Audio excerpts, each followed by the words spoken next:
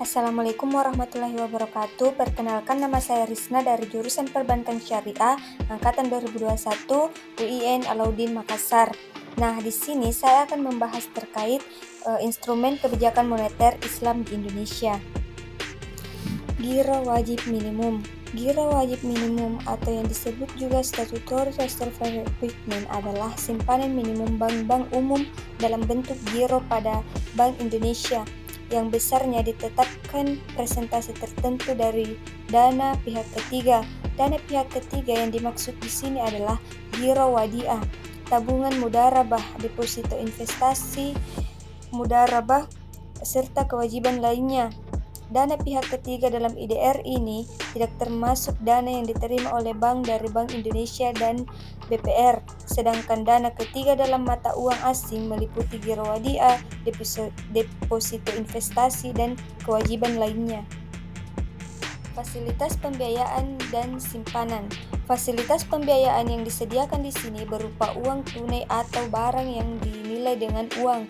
Dilihat dari sisi bagi hasilnya ada dua jenis bagi hasil atau tergantung kesepakatan, yaitu revenue sharing atau profit sharing. Sedangkan dalam hal presentasi bagi hasilnya dikenal dengan nisbah yang dapat disepakati dengan customer yang mendapat fasilitas pembiayaan pada saat akad pembiayaan. Selanjutnya, operasi pasar terbuka. Operasi pasar terbuka yang selanjutnya disingkat OPT adalah kegiatan transaksi di pasar uang dan atau pasar valuta asing yang dilakukan oleh Bank Indonesia dengan bank dan atau pihak lain untuk operasi moneter yang dilakukan secara konvensional dan berdasarkan prinsip syariah. OPT syariah adalah kegiatan transaksi di pasar uang dan atau pasar valuta asing berdasarkan prinsip syariah yang dilakukan oleh Bank Indonesia dengan BUS atau UUS dan atau pihak lainnya. Selanjutnya yaitu transaksi repo syariah. Repo atau repurchase agreement merupakan suatu bentuk transaksi penjualan atau surat berharga dengan janji untuk dibeli kembali oleh pihak penjual.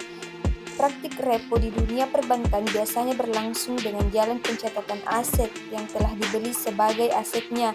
Namun, meski benar bahwa aset tersebut telah menjadi milik pembeli, namun pembeli masih dibebani kewajiban terikat, yaitu harus bersedia menjual kembali aset yang telah dibelinya kepada perbankan atau penjual. Selanjutnya yaitu sertifikat investasi mudarabah antar bank atau biasa disingkat dengan SIMA. SIMA adalah suatu instrumen yang digunakan oleh bank-bank syariah yang kelebihan dana untuk mendapatkan keuntungan dan di lain pihak sebagai sarana penyedia dana jangka pendek bagi bank-bank syariah yang kekurangan dana. Sertifikat ini berjangka waktu 90 hari, diterbitkan oleh kantor pusat Bank Syariah dengan format dan ketentuan standar yang diterapkan oleh Bank Indonesia. Pemindah tanganan sertifikat investasi mudarabah antar bank hanya dilakukan oleh bank penanam dana pertama saja, sedangkan bank penanam dana kedua tidak diperkenankan memindah tangankan kepada pihak lain sampai berakhirnya jangka waktu. Selanjutnya yaitu SIKA. Sertifikat perdagangan komoditi berdasarkan prinsip syariah antar bank atau biasa disebut SIKA merupakan sertifikat yang diterbitkan oleh Bank Umum Syariah atau BUS atau unit usaha syariah atau biasa disingkat dengan kata UUS selaku konsumen komoditi dalam transaksi pasar uang antar bank berdasarkan prinsip syariah atau PUAS. Sertifikat ini sekaligus bukti jual beli dengan pembayaran tangguh atas perdagangan komoditas di Bursa Komoditi dan Derivatif Indonesia atau biasa disebut COKS. SIKA diterbitkan dalam rupiah tanpa warkat atau script untuk jangka waktu 1 hari overnight hingga 365 hari. Selanjutnya yaitu SIPA. Bank Sentral telah menyempurnakan ketentuan pasar uang antar bank berdasarkan prinsip syariah atau PBI PUAS. Menyempurnakan PBI PUAS antara lain berupa penambahan instrumen baru PUAS berupa sertifikat pengelolaan dana berdasarkan prinsip syariah antar bank atau biasa disebut SIPA. Selanjutnya, reverse repo SBSN. Repurchase Agreement atau repo (SBSN) adalah transaksi penjualan SBSN oleh bank kepada Bank Indonesia dengan janji pembelian kembali sesuai dengan harga dan jangka waktu yang disepakati dalam rangka standing facilities syariah. Transaksi ini dilakukan dalam rangka melakukan operasi moneter, yaitu kontraksi likuiditas perbankan. Selanjutnya PASBI atau Sertifikat Bank Indonesia, biasa disebut SBI, adalah suatu instrumen utang yang diterbitkan atau yang berasal dari pemerintah atau bank sentral di negara tersebut atas dasar unjuk dengan jumlah yang tertentu dan akan dibayarkan kepada pemegang atau pemilik dana pada tanggal yang telah ditentukan dan disepakati bersama sebelumnya.